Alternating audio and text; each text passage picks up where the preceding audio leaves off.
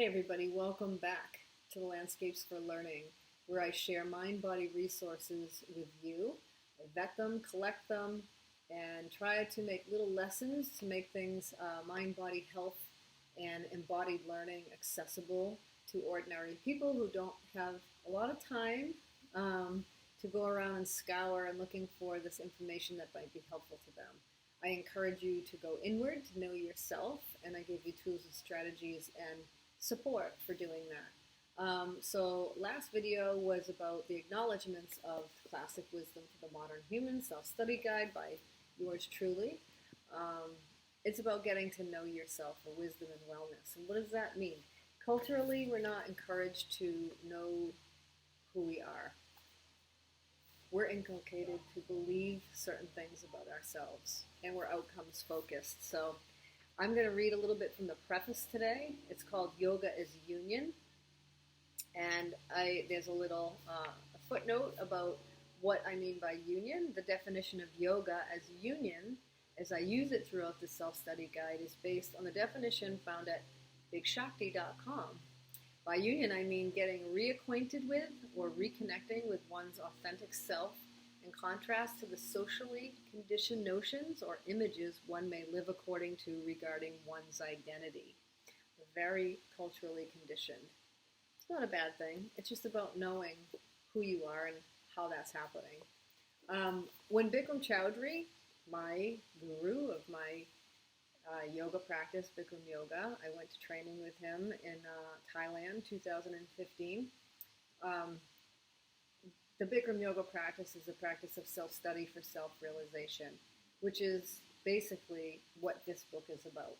Self-study for self-realization, to know who you are. So when Bikram Choudhury, the author of this specific yoga I practice, said, "You don't know who you are," to me and my fellow trainees on the first day of training, I immediately got defensive. I responded to that statement with defense. That was my nervous system. Natural, normal, most people are on defense, right? Their nervous systems are neurocepting safety in the environment. And those words were threatening to me. I balked. What does he mean I don't know who I am? Of course I do. I know exactly who I am.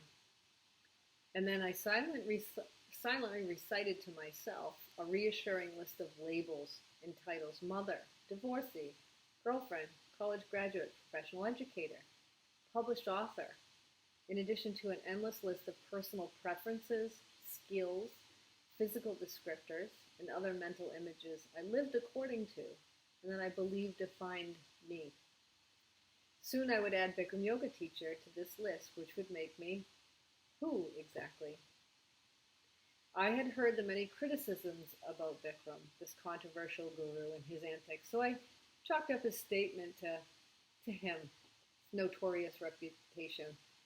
This guy, consider the source, right? I don't need to listen to him.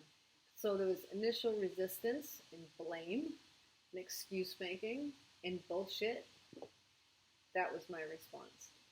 I focused on gathering knowledge about yoga and psyching myself up for getting through the physical challenge his rigorous 9-week training would bring. Yet my own resistance to long-held notions about who I thought I was would become the real challenge.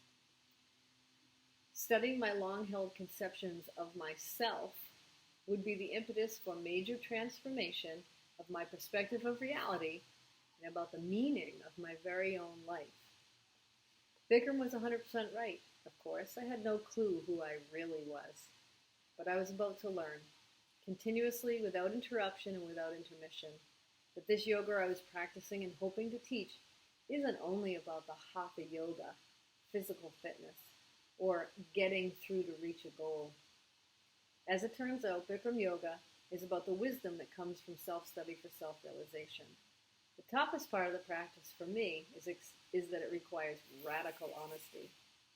My practice is about facing and accepting reality as it is, not abandoning my suffering or pain, learning and continual change. It's funny to look back on it now, my fairly random and accidental agreement to try a bit of yoga for a good workout and the recommendation of a gym buddy. It changed my life, challenged me to ask who I am, to know thyself, myself. And it's brought a lot of wisdom and wellness into my life, and a lot of meaning, and a lot of purpose. If I can do this as an ordinary mom, teacher, divorcee, whatever, writer, person, you can do it too. The point is, you don't need to run to others, to books, to me, or anyone else to know who you are. The answers are inside you. The wisdom and the wellness are there. You have to cultivate them. But a lot of people don't know this is available, nor do they know how to make that journey inward to discover who they really are. For me, this yoga practice was that information. It was a tool. It was a way in, and I went there. Not everybody does. A lot of people practice this yoga and don't do the self-study. They don't do the self-realization practice. They just do the hatha postures, and they sweat and they breathe and they move and they become flexible and strong in their body and maybe even their mind, but they still don't discover who they are. Maybe they're focused on outcomes rather than the process. Who knows? Everybody's experience is different, right? And so, who am I was the question of training. So, it seems silly for someone to suggest that you don't know who you are. But the truth is, most of us don't know who we are because we've been conditioned by Western culture with values and priorities that fail to include introspection, interoception, self-understanding. We don't know a lot about mind, body, being. So I'm going to provide you with resources, help, tools, strategies to learn these things for yourself, to learn about you. Your values are directly related to your health and well-being, and that's something that we'll talk about in the first chapter, the first part of the self-study guide on attention. So I think I'll leave it there, and the next video to follow will be about attention and values. All right, take care.